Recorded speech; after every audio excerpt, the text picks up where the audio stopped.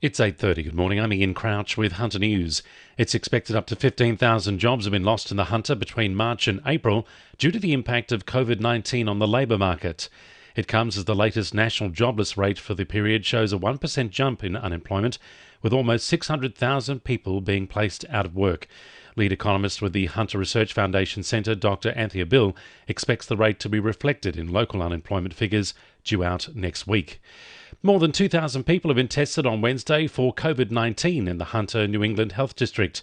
Despite a sharp rise in screening rates, the region has not recorded a new case of coronavirus in almost 3 weeks. The number of confirmed cases remains steady at 278. 236 of those have now recovered. Just over 41,000 tests have been conducted across the region. A Hunter Medical Research Institute study suggests key links between chronic cough symptoms and vocal cord dysfunction, a disorder of the larynx. A comparative study of patients with either condition found similarities in breathing patterns and cough frequency, meaning speech pathologists may need to rethink how they approach these conditions. Dr. Anne Vertiken says while there's obviously a difference between chronic cough and COVID-19, anyone with concerns should be tested for the coronavirus. We need to be very careful to follow the public health advice, and if people have a cough, to obviously get tested for COVID. But it can also make people feel very worried and stigmatised. A number of public spaces will reopen across the Hunter this morning as the state government moves to relax some coronavirus restrictions. Hunter residents will be able to access playgrounds, skate parks and outdoor gym equipment in groups of less than 10 and in line with social distancing measures.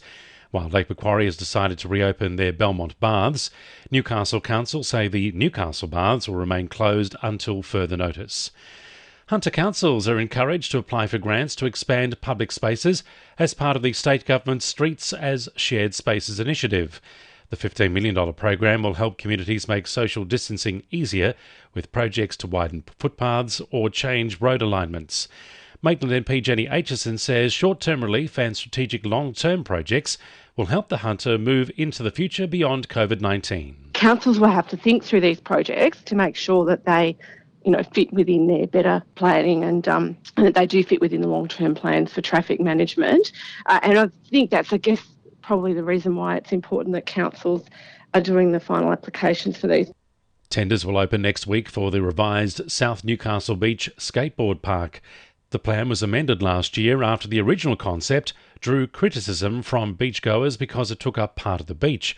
The $11.7 million project also includes the next stage of the Bathers Way pathway. Construction is due to start in August. 2NURFM Sport. Newcastle Knights coach Adam O'Brien wants to know when and who the club will be playing when the NRL resumes on May 28. The NRL has yet to release the fixtures due to ongoing negotiations with broadcasters, but it's hoped to be resolved today.